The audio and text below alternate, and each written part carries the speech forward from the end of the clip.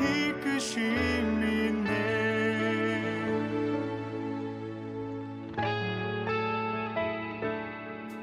작은 나를 부르신 뜻은 나는 알 수 없지만 오직 감사와 순종으로 주의 길을 가리라. 때론 내가 연약해져도 주님 날 도우시니 주의 놀라운 그 계획을 나는 믿으며 살리. 날 부르신 뜻 내 생각보다 크고 날 향한 계획 나의 지혜로 증명 못하나 가장 좋은 길로 가장 완전한 길로 오늘도 날 이끄심이 있네.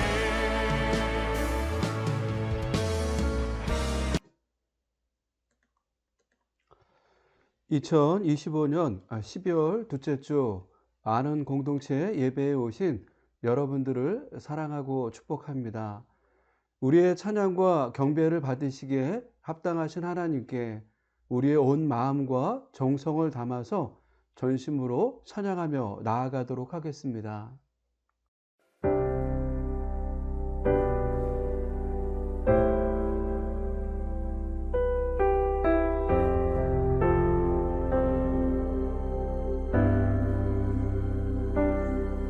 내 아버지 나를 받으소서.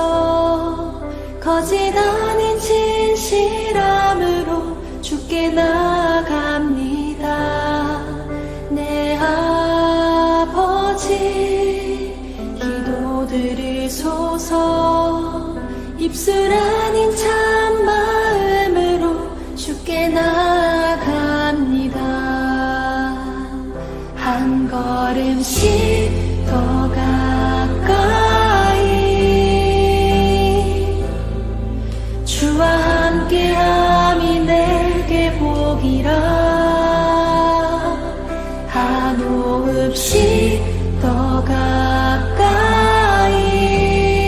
가까이 주를 사랑함이 내게 복이라.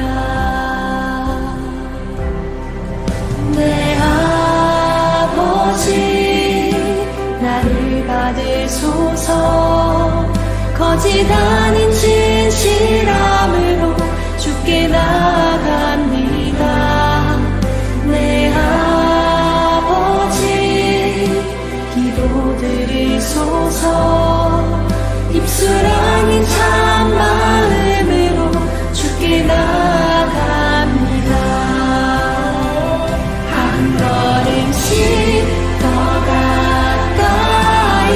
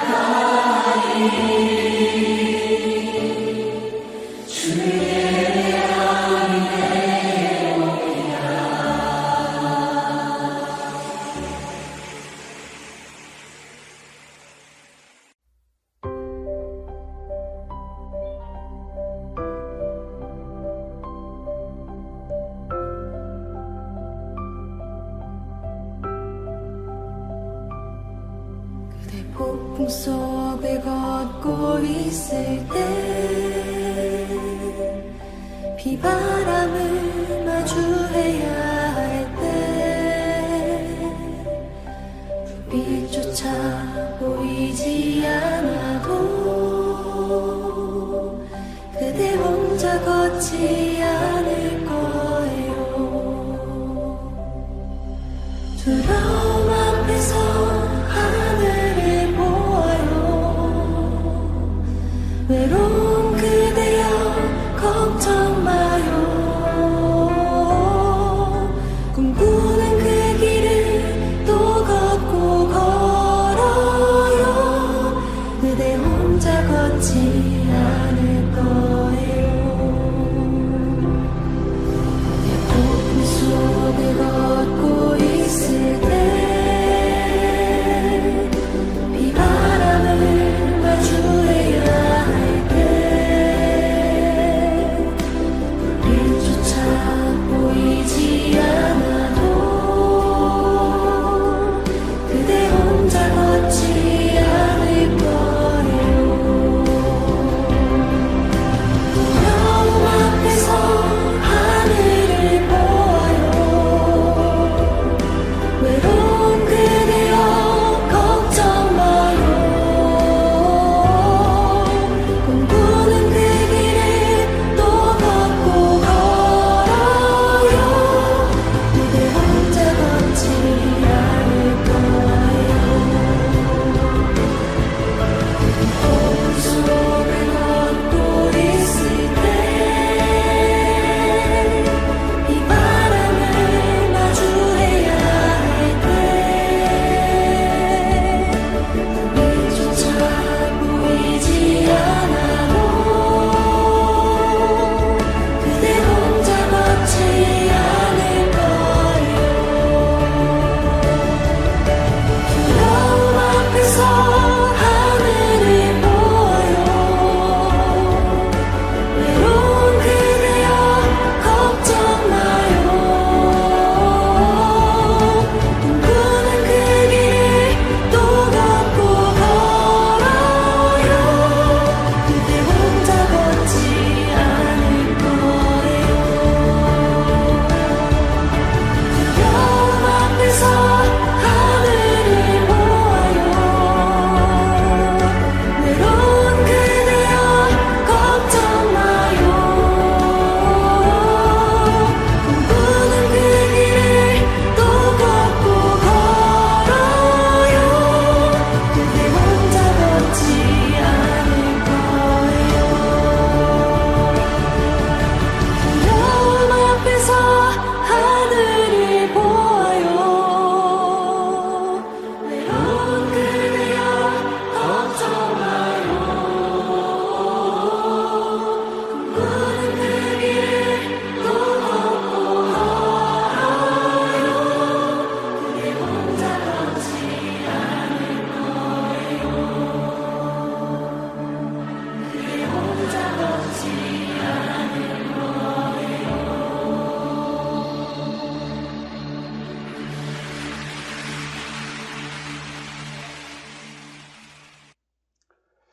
네, 이 시간 우리 아는 공동체에 주시는 말씀을 보겠습니다. 아는 공동체에 주시는 말씀은 마태복음 26장 57절로 68절까지 말씀입니다.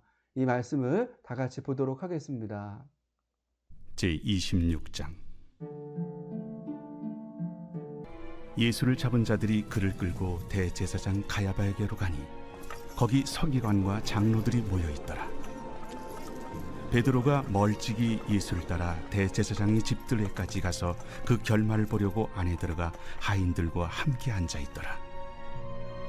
대제사장들과 온 공회가 예수를 죽이려고 그를 칠 거짓 증거를 찾으매 거짓 증인이 많이 왔으나 얻지 못하더니 후에 두 사람이 와서 이 사람의 말이 내가 하나님의 성전을 헐고 사흘 동안에 지을 수 있다 하더라. 대제사장이 일어서서 예수께 묻되 아무 대답도 없느냐? 이 사람들이 너를 치는 증거가 어떠하냐? 예수께서 침묵하시거늘 대제사장이 이르되 내가 너로 살아계신 하나님께 맹세하게 하노니 내가 하나님의 아들 그리스도인지 우리에게 말하라. 네가 말하였느니라. 그러나 내가 너희에게 이르노니 이후에 인자가 권능의 우편에 앉아 있는 것과 하늘 구름을 타고 오는 것을 너희가 보리라. 이에 대제사장이 자기 옷을 찢으며 이르되 그가 신성 모독하는 말을 하였으니 어찌 더 증인을 요구하리요?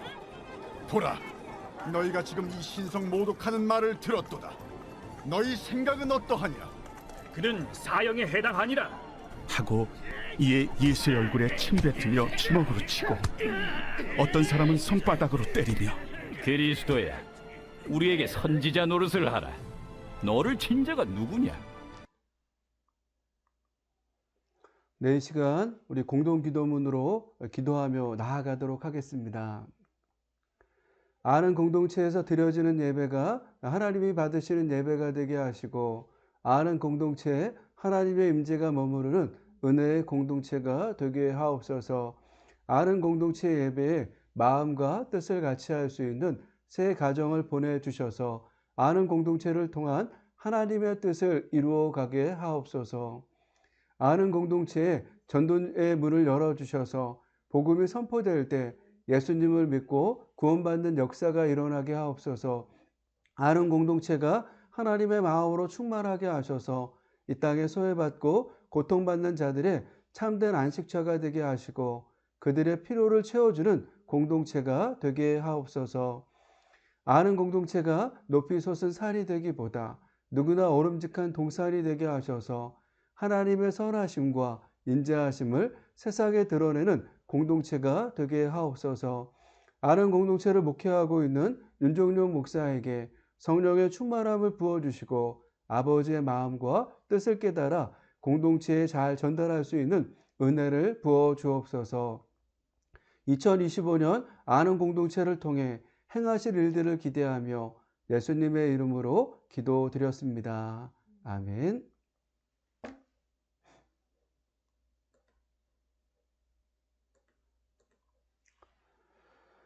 사랑하는 여러분, 여러분들은 불의한 일을 목도하거나 직접 경험할 때 어떻게 대처하시나요? 세대를 표현하는 말 중에 MZ세대가 있습니다. 이들은 밀레니얼 세대와 Z세대를 아우르는 젊은 세대를 말합니다. 이 MZ세대는 공정성을 최우선 가치로 여깁니다. 그러다 보니 억울하거나 불공정한 상황을 만났을 때 이전 세대와는 확연히 다른 방식으로 대처한다고 합니다. 이들은 디지털 환경에 익숙하기에 불공정한 상황을 목격하거나 경험했을 때 익명성이 보장되는 소셜미디어의 파급력을 활용하여 문제를 공론화하고 해결한다고 합니다.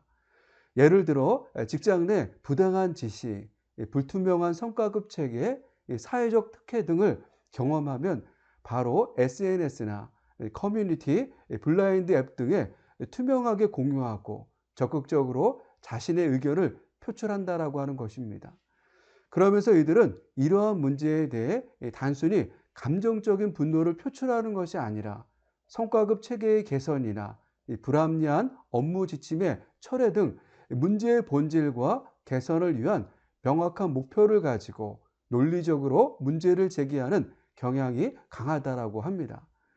실제로 SK 하이닉스는 오래전부터 성과급 논란이 있었는데 이것을 문제로 드러내고 제도를 개선한 세대가 MZ세대라고 합니다. 2020년 SK 하이닉스는 상당한 수준의 영업이익을 기록했음에도 불구하고 직원들에게 지급된 성과급은 당시 연봉의 20% 수준으로 기대보다 낮았다라고 합니다. 그러자 입사 4년 차에 젊은 직원들이 사장과 전 직원에게 공개 질의의 메일을 보내면서 이 문제를 수면 위로 올라오게 한 것입니다. 이들은 우리가 왜 이만큼만 받았는지, 성과급 지급의 근거와 기준이 무엇인지 명확하게 알고 싶었던 것입니다. 왜냐하면 당시 회사의 성과급은 초과 이익에 따라 지급된다는 원칙만 알려져 있을 뿐 초과 이익을 어떤 기준으로 산출하고 그 이익 중 몇 퍼센트를 임직원에게 분배하는지에 대한 구체적인 계산식과 기준이 외부에 제대로 공개되지 않았기 때문입니다. 이러한 문제 제기에 SK 하이닉스는 최고 경영자의 사과와 함께 노사 협상을 통해서 영업이익의 10%를 성과급 재원으로 한다는 투명하고 단순화된 기준을 합의하면서 논란을 봉합했다라고 합니다. 이처럼 MZ세대는 불이한 일을 보거나 경험할 때 적극적으로 문제를 제기하고 해결하려고 합니다. 그렇다면 여러분들은 어떻게 대처하시나요? 특별히 우리는 예수님을 믿고 따르는 크리스천으로서 불의한 일을 보거나 경험할 때 어떻게 해야 할까요? 이러한 질문에 오늘 예수님이 보인 태도는 우리에게 좋은 지혜를 준다고 생각합니다. 겟세마네 동산에서 3번 하나님의 뜻이 이루어지길 기도하신 예수님은 자신을 잡으려고 온 자들을 맞이하기 위해 동산 입구로 가셨습니다. 12 중에 하나였던 가롯 유다는 대제사장들과 장로들이 보낸 무리와 함께 예수님이 있으신 곳에 왔습니다. 그들의 손에는 칼과 몽둥이가 들려져 있었습니다. 미리 짠 군호에 맞춰 유다는 예수님께 다가가 인사하며 입 맞추었습니다. 그러자 무리가 달려들어 예수님을 붙잡았습니다. 갑작스러운 상황에 베드로는 칼을 꺼내 무리 중 한 사람의 귀를 잘랐습니다. 자칫 큰 싸움으로 번질 수 있는 상황에서 예수님은 성급한 행동을 보인 베드로를 책망하신 후 종의 귀를 고쳐주셨습니다. 그러면서 당신을 잡기 위해 무리 지어온 그들에게 하셨던 말씀이 55절 말씀입니다. 그때 예수께서 무리에게 말씀하시되 너희가 강도를 잡는 것 같이 칼과 몽치를 가지고 나를 잡으러 나왔느냐? 내가 날마다 성전에 앉아 가르쳤으되 너희가 나를 잡지 아니하였도다. 이러한 말씀처럼 무리는 예수님을 잡기 위해 칼과 몽치를 가지고 왔습니다.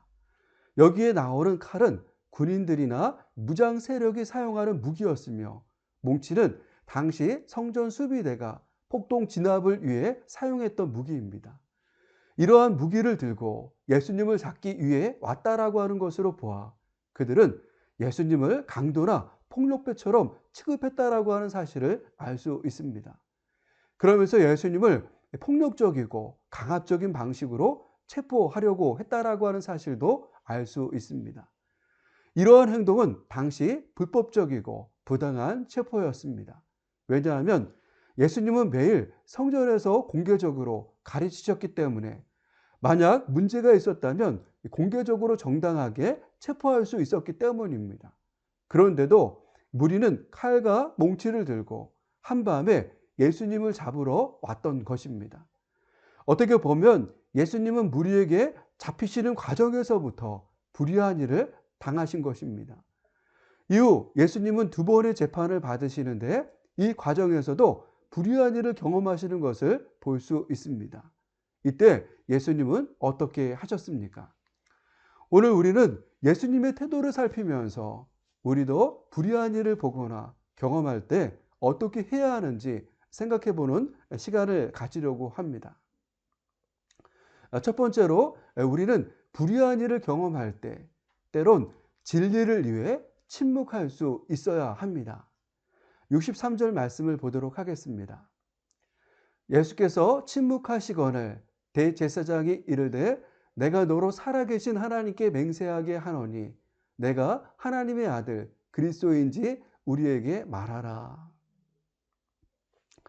마태복음 26장 57절부터 이후 27장 26절까지의 말씀에는 예수님께서 2번의 재판을 받으신 내용이 기록되어 있습니다. 예수님은 유대 지도자들 앞에서 종교 재판을 먼저 받으셨고 이후에 사회 재판을 유대 총독인 빌라도에게 받았습니다. 예수님께서 받으신 종교 재판은 3차례의 순서로 진행되었습니다. 가장 먼저 직전 대제사장이었던 안나스의 예비 신문이 있었습니다. 예수님을 체포한 그들은 공식적인 재판이 시작되기 전 안나스의 집에서 비공식적인 신문을 한 것입니다. 그들이 이렇게 한 것은 공식 재판에 앞서 예수님으로부터 유죄의 증거를 미리 얻어내고 예수님을 심리적으로 위축하게 하기 위함이었습니다. 그러면서 가야바와 사내들인 공회가 새벽에 모일 수 있도록 시간을 벌어주기 위함도 있었습니다. 이러한 신문은 불법적인 절차였습니다. 왜냐하면 유대 율법에 따르면 밤이나 개인 집에서 신문하는 일이 금지되어 있었기 때문입니다. 그런데도 안나스는 자신의 권력을 남용해서 이러한 불법을 저지른 것입니다. 이후 예수님은 현직 대제사장 가야바가 주재한 사내들인 공회에서 신문받았습니다. 그들은 진실을 규명하기 위해 재판을 연 것이 아니라 이미 예수님을 죽이기로 작정하고 증거를 찾아 죄를 규정하기 위해 재판한 것입니다. 이것 또한 불법이었습니다. 유대 율법인 미시나에서는 사형 판결을 위한 재판을 밤에 여는 것을 엄격하게 금지했기 때문입니다. 그런데도 가야바는 유월절 밤에 불법적으로 재판한 것입니다. 마지막으로 새벽에 이루어진 최종 판결로 종교재판은 마무리되었습니다. 예수님은 이러한 종교재판을 받으신 후 바로 이어서 사회재판을 빌라도에게 받으셨는데 이 재판 역시 세 차례의 순서로 진행되었습니다. 먼저는 유대 총독 빌라도의 1차 신문이 있었고 그 다음으로 갈릴리 분봉왕 헤롯 안티파스의 조회 신문이 있었습니다. 이 신문이 끝난 후 마지막으로 빌라도의 2차 신문과 최종 판결이 내려지면서 모든 재판은 끝이 납니다. 그런데 이 재판의 과정에서 뭔가 이상하다라고 하는 생각이 듭니다. 갑자기 예수님께서 빌라도에게 재판을 받으시다가 헤롯 안티파스에게 신문 받은 것입니다. 왜 예수님은 헤롯의 신문을 받으셨을까요? 그것은 빌라도가 재판의 책임을 모면하기 위해서 예수님을 헤롯에게 보냈기 때문입니다. 앞서 말씀드렸던 것처럼 예수님은 로마 총독 빌라도에게 넘겨져서 재판을 받았습니다. 이때 빌라도는 예수님이 갈릴리 출신이라고 하는 것을 알게 된 것입니다. 갈릴리는 당시 분봉왕 헤롯 안티파스의 관할 지역이었습니다. 마침 이 헤롯 안티파스도 유월절을 지키기 위해 예루살렘에 와 있었는데 빌라도는 재판의 책임을 모면하기 위해 예수님을 헤롯에게 보낸 것입니다. 이처럼 예수님은 길고 긴 종교재판과 사회재판의 과정을 거치신 후 십자가를 지셨습니다. 예수님께서 다양한 재판의 자리에 섰기에 변호할 기회가 많았다라고 생각할 수 있지만 이 재판의 결과는 이미 정해져 있었습니다. 그들은 진실을 규명하기 위해 예수님을 재판한 것이 아니라 죄를 그냥 규정하기 위해서 재판한 것이기 때문입니다. 이 과정에서 예수님은 수많은 불의를 보셨고 불공정한 대우를 받으신 것입니다. 오늘 말씀에도 얼마나 이 추악한 불의가 재판받는 과정에서 있었는지 모릅니다.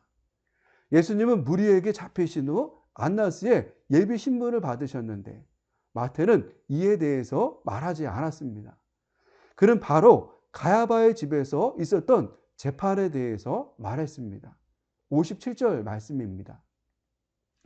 예수를 잡은 자들이 그를 끌고 대제사장 가야바에게로 가니 거기 서기관과 장로들이 모여 있더라. 아멘.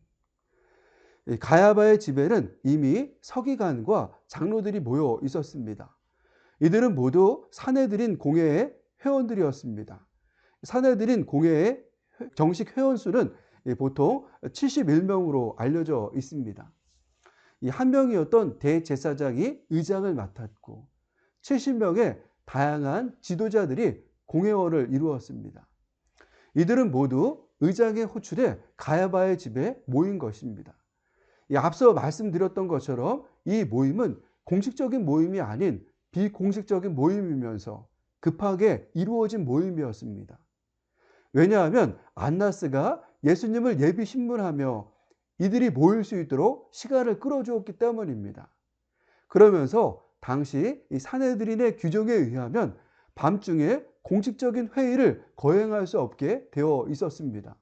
그런데도 어떻게든 예수님을 죽여보겠다라고 하는 일념으로 이들은 유월절 밤에 모인 것입니다.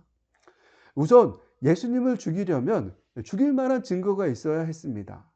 대제사장들과 온 공회는 이 증거를 찾기 위해 많은 사람을 불러 그들의 증언을 들었습니다. 하지만 이들이 찾으려 했던 증거는 모두 거짓 증거였습니다. 59절 말씀을 보도록 하겠습니다. 대제사장들과 온 공회가 예수를 죽이려고 그를 칠 거짓 증거를 찾으매. 우선 이 거짓 증거는 10계명 중 제9계명 내 이웃에 대하여 거짓 증거하지 말라는 이 계명에서 금지하고 있습니다. 그러면서 이것을 어기고 이중한 자는 그가 기소한 자에게 행하려고 꾀했던 형벌을 받아야 했습니다. 재판장은 자세히 조사하여 그 증인이 거짓 증거하여 그 형제를 거짓으로 모함한 것이 판명되면 그가 그의 형제에게 행하려고 꾀한 그대로 그에게 행하여 너희 중에서 악을 제하라. 이러한 율법을 모를 리 없었던 그들이 거짓 증거를 찾으러 했던 사실만 보아도 그들의 마음이 어떠했는지 알 수 있습니다. 그들은 이미 불의한 마음을 가지고 재판에 임한 것입니다. 이러한 불의한 마음으로 어떻게든 거짓 증거를 찾기 위해 혈안이 되어서 거짓 증인들의 많은 증언을 들었지만 그들이 원하는 말을 들을 수 없었던 것입니다. 이러한 상황에서 낙심하고 있을 때 두 사람이 한 이 증언이 그들 모두를 집중하게 만들었습니다. 60절과 61절 말씀입니다. 거짓 증인이 많이 왔으나 얻지 못하더니 후에 두 사람이 와서 이르되 이 사람의 말이 내가 하나님의 성전을 헐고 사흘 동안 지을 수 있다 하더라 하니. 이 두 사람은 예수님께서 성전을 헐고 사흘 동안 지을 수 있다라고 했다라고 하는 말을 들었다고 증언했습니다. 하지만 이 증언으로는 사형 선고를 내릴 만큼의 증언도 아니었을 뿐 아니라 심지어 그들이 한 말도 일치하지 않았습니다.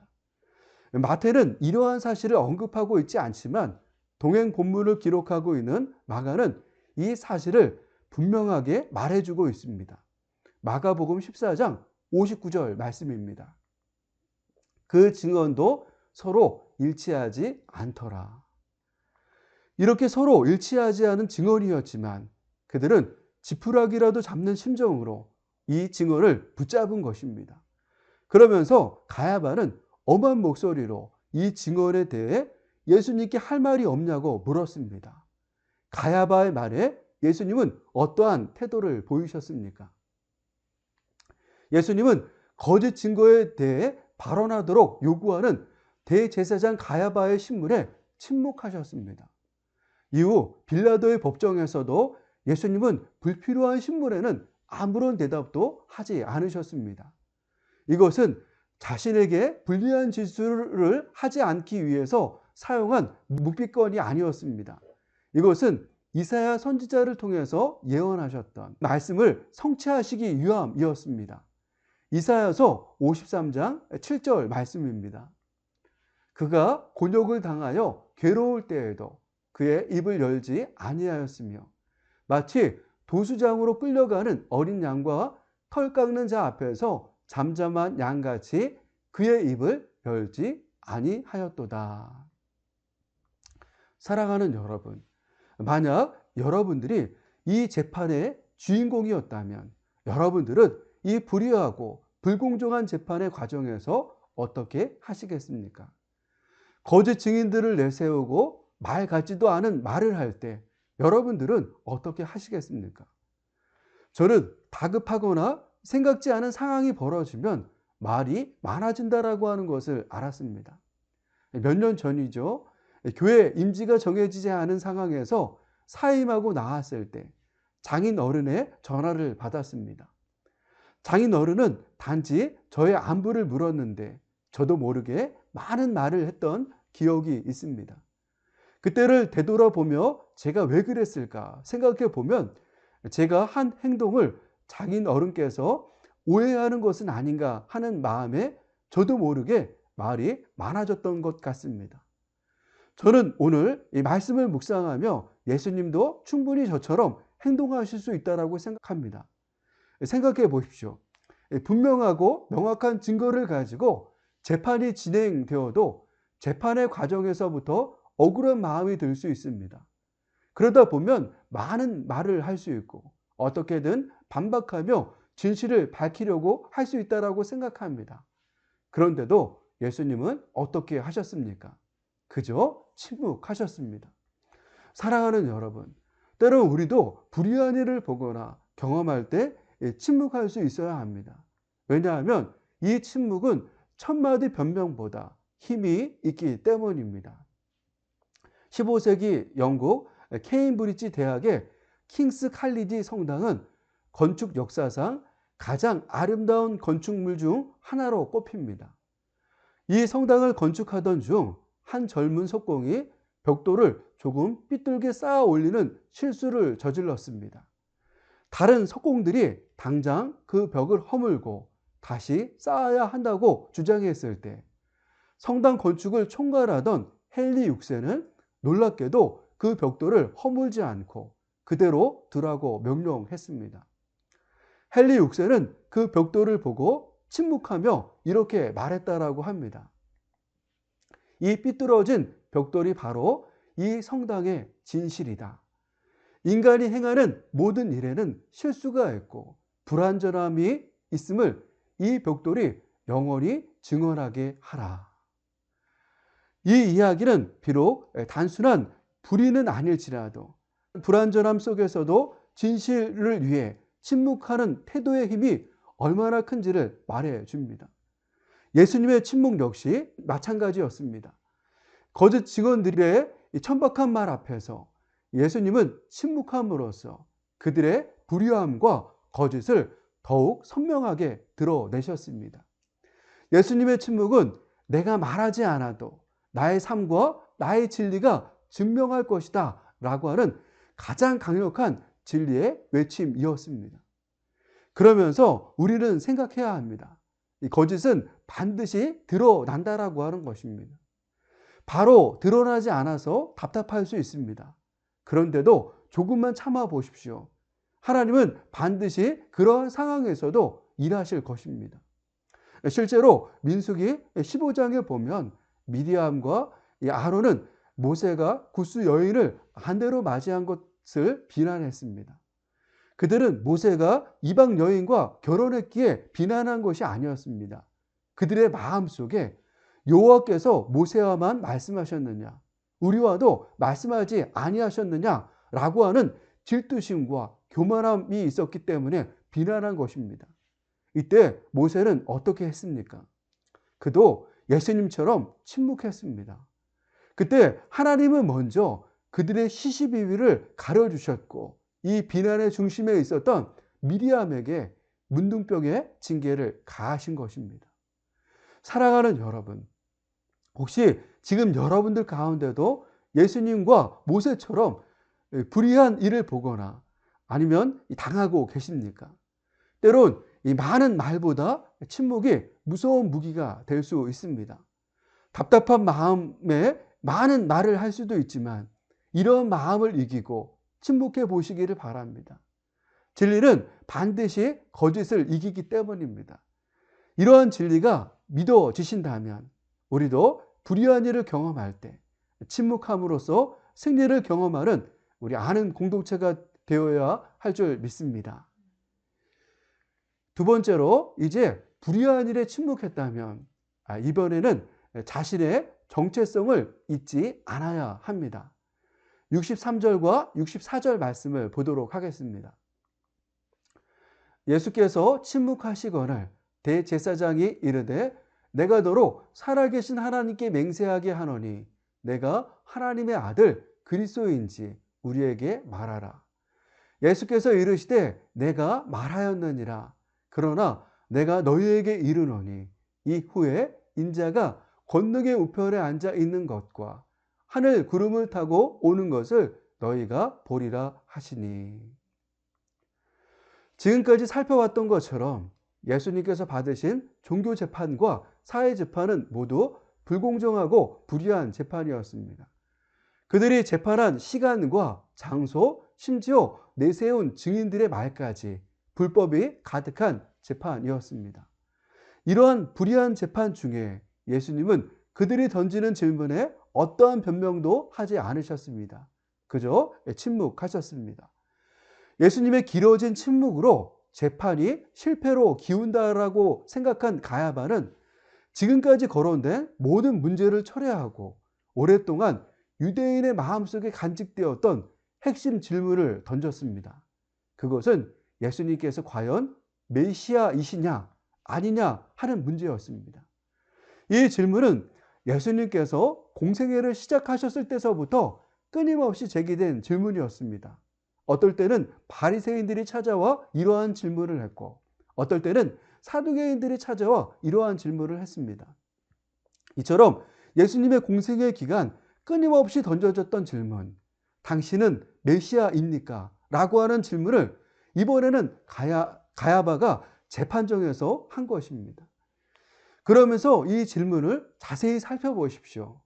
가야바의 질문에는 그전 질문과 다른 것이 있었습니다.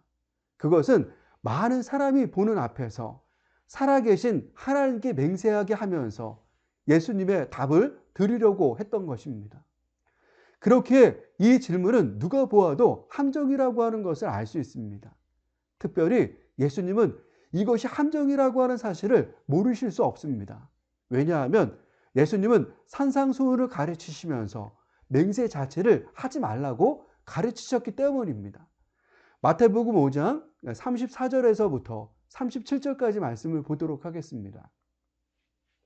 또 옛사람에게 말한 바 헛 맹세를 하지 말고 내 맹세한 것을 주께 지키라 하였다는 것을 너희가 들었으나 나는 너희에게 이르노니 도무지 맹세하지 말지니 하늘로도 하지 말라 이는 하나님의 보좌임이요 땅으로도 하지 말라 이는 하나님의 발등상임이요 예루살렘으로도 하지 말라 이는 큰 임금의 성임이요 내 머리로도 하지 말라 이는 내가 한 터럭도 희고 검게 할 수 없음이라 오직 너희 말은 옳다 옳다 아니라 아니라 하라 이에서 지나는 것은 악으로부터 나느니라.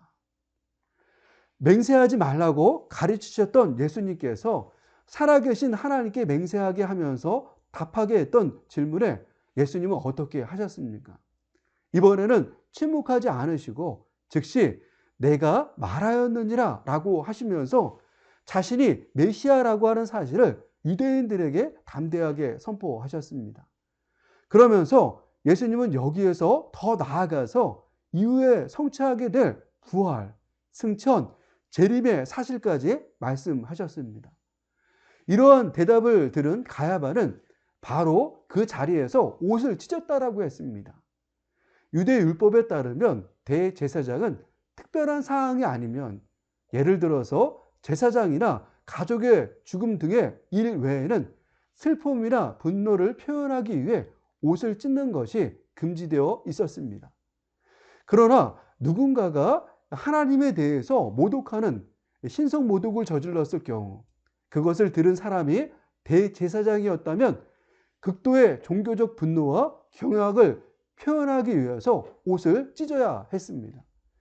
가야바가 이러한 의미가 있는 행동을 한 것으로 보아서 그는 예수님께서 내가 그니라 내가 메시아이자 하나님의 아들이다 라고 하는 답변을 듣고서 이를 중대한 신성 모독 행위로 규정한 것을 알 수 있습니다. 그러면서 더 나아가서 자기 옷을 찢음으로 청중들에게 이 사람은 감히 하나님을 모독했으니 즉시 사형을 선고해야 한다라고 하는 강력한 메시지를 시각적으로 그리고 극적으로 전달한 것입니다. 이처럼 예수님의 답변은 죽음을 자초하는 답변이었습니다. 그런데도 예수님은 침묵하신 것이 아닌 드러내신 것입니다. 어떻게 이렇게 하실 수 있으셨습니까? 예수님은 죽음 앞에서도 자신의 정체성이 흔들리지 않았기 때문입니다. 우리의 삶도 이러해야 합니다. 우리 앞에 죽음의 칼이 있더라도 주님의 제자라고 하는 정체성은 흔들리지 않아야 합니다. 제2차 세계대전 당시 아우슈비츠 강제 수용소에 막시밀리안 콜베 신부가 수감되어 있었습니다. 어느 날 수용소에서 수감자 한 명이 탈출하는 사건이 발생하자 나치 장교는 본보기로 무작위 수감자 10명을 굶겨 죽이는 형벌을 내리기로 했습니다. 10명의 희생자가 호명되는 순간 한 명의 수감자가 큰 소리로 안 됩니다. 제게는 아내와 아이들이 있습니다. 라며 절규했습니다. 이 절규를 들은 콜베 신부가 앞으로 나섰습니다. 장교가 이 사람은 누구냐고 묻자 이 콜베 신부는 자신의 신분을 밝히고는 저는 카톨릭 신부입니다. 이 사람은 아내와 가족이 있으니 저를 대신 죽여 주십시오. 저는 혼자입니다. 라고 말했습니다. 그는 죽음의 방에서 굶어 죽는 고통 속에서도 기도하며 다른 9명의 수감자를 위로했고 결국 마지막까지 살아남아 독극물 주사로 순교했습니다. 콜베 신부는 가장 불의하고 비인간적인 죽음 앞에서 나는 신부입니다. 나는 생명을 나눈 그리스도의 제자입니다. 라는 자신의 정체성을 잊지 않았던 것입니다. 그는 이 정체성 때문에 침묵할 수 없었고 이 정체성 때문에 용기 있게 일어나 다른 사람들을 위해서 자신의 목숨을 바칠 수 있었습니다. 사도행전 7장에 나오는 초대교회 7집사 중 한 명인 스데반 집사님도 생각해 보십시오. 그도 예수님처럼 사내들인 공회 앞에서 신문 받았을 때 담대하게 예수 그리스도의 부활과 유대인들의 잘못을 지적하며 설교했습니다. 이 일로 돌에 맞아 죽는 순간에도 보라 하늘이 열리고 인자가 하나님의 우편에 서신 것을 보노라 라고 고백하며 자신을 죽이는 자들을 위해서 기도했습니다. 초기 기독교 시대의 폴리캅도 생각해 보십시오. 그는 사도 요한의 제자로서 소마나 교회의 감독이었습니다. 로마 총독이 가이사를 두고 맹세하고 그리스도를 모독하라 라고 요구했을 때 그가 얼마나 당당한 말을 했습니까? 나는 86년 동안 그분을 섬겨왔는데 그동안 그분은 한 번도 나를 부당하게 대우하신 적이 없습니다. 내가 어떻게 나를 구원하신 왕을 모독할 수 있겠습니까? 라고 고백한 후 화형당했습니다. 사랑하는 여러분, 오늘 우리도 예수님처럼 불공정하고 불의한 일을 경험할 수 있습니다. 이러한 일을 만났을 때 우리는 어떻게 해야 합니까? 때론 우리도 진리를 위해 침묵할 수 있어야 합니다. 그러면서 우리의 정체성을 잊어서는 안 됩니다. 하나님은 반드시 진실의 편에서 일하십니다. 때론 힘들고 어려워도 나는 하나님의 자녀라고 하는 정체성을 가지고 침묵하고 기다리며 하나님의 일하심을 보는 우리 아는 공동체가 되기를 축복합니다.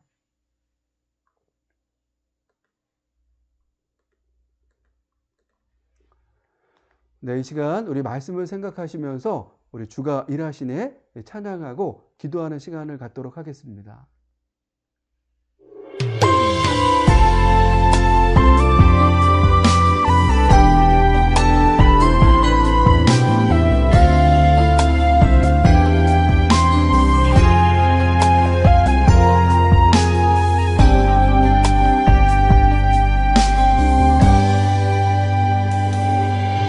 날이 저물어 갈 때 흔들에서 걸을 때 그때가 하나님의 때 내 힘으로 안 될 때 빈손으로 걸을 때 내가 고백해 여호와 이래 주가 일하시네 주가 일하시네 주께 아끼지 않는 자에게 주가 일하시네 주가 일하시네 신뢰할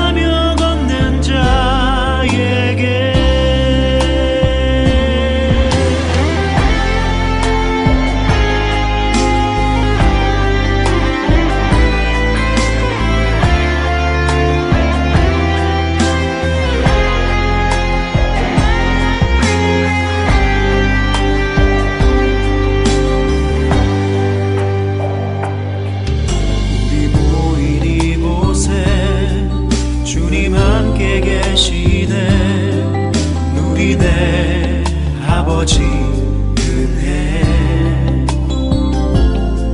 적은 떡과 물고기 내 모든 걸 드릴 때 모두 고백해 여호와 이래 주가 일하시네 주가 일하시네 주께 아끼지 않는 자에게 주가 일하시네 주가 일하시네 신뢰하며 걷는 자에게 주가 일하시네 주가 일하시네 주께 아끼지 않는 자에게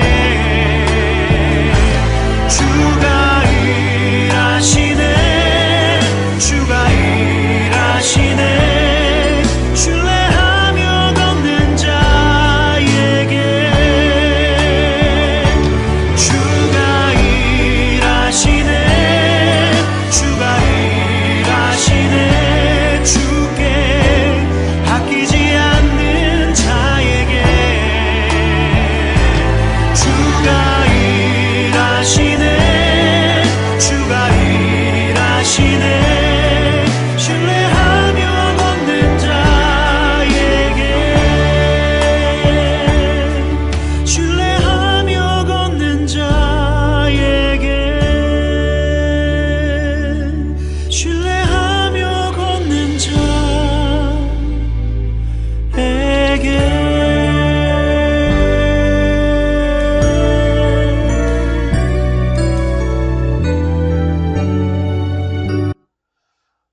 사랑하는 우리 아는 공동체 우리 성도 여러분, 우리도 인생을 살다 보면 때로는 생각지 않은 불공정하고 불의한 일을 경험할 수 있습니다.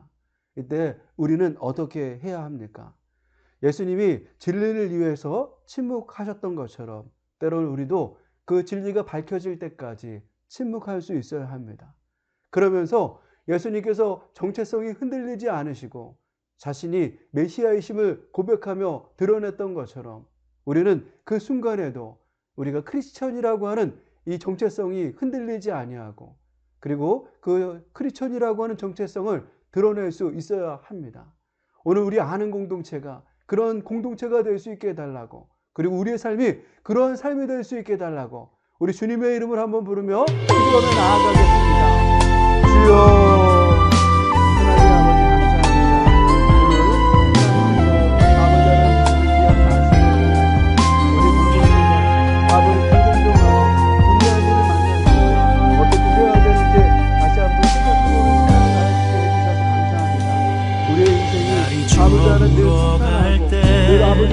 힘들에서 걸을 때 그때가 하나님의 때 우리도 경험할 수 있는 내 힘으로 안 될 때 빈손으로 걸을 때 내가 고백해 여호와 이래 주가 일하시네 주가 일하시네 주께 아끼지 않는 자에게 주가 일하시네 주가 일하시네. 하나님 아버지 감사합니다. 오늘 우리 아는 공동체에 귀한 말씀을 주시고 특별히 아버지 하나님 우리의 삶이 늘 평탄하고 행복하면 좋지만 때로는 불의하고 불공정한 일 때문에 마음 졸이고 힘들어할 때가 있습니다. 그러할 때 하나님 우리가 어떻게 해야 될지 오늘 귀한 말씀을 통해서 깨닫게 해주셔서 감사합니다. 때로는 많은 말보다 침묵이 참 강한 힘이 있다라고 하는 것을 깨닫게 해주셔서 감사합니다. 아버지 하나님 힘들고 어려울 때 많은 말을 하기보다 침묵하고 기다리며 진리가 드러나는 그 은혜를 우리도 볼 수 있도록 이끌어 주시옵소서. 또한 더 나아가서 하나님 크리스천이라고 하는 정체성이 그 불공정하고 불의한 상황 속에서도 아버지 하나님 숨겨지고 그리고 아버지 하나님 그것이 정말 우리의 심령 속에서 흔들려지는 것이 아니라 굳건하게 아버지 하나님 세워지는 고백이 되어지게 도와주시고, 또한 그 아버지 하나님, 이 하나님의 이름이 우리의 삶을 통해서 높아지는 역사를 우리가 볼 수 있도록 주님께서 이끌어 주시옵소서. 이제는 우리 주 예수 그리스도의 은혜와 하나님 아버지의 무한하신 사랑하심과 성령님의 내주, 인도, 교통, 충만하심이 불의한 일을 보거나 경험할 때 진리를 이루어 침묵하고 정체성이 흔들리지 않기를 결단하고 나아가는 우리의 삶과 아는 공동체 위에 이제로부터 영원토록 함께 하시기를 간절히 축원드리옵나이다.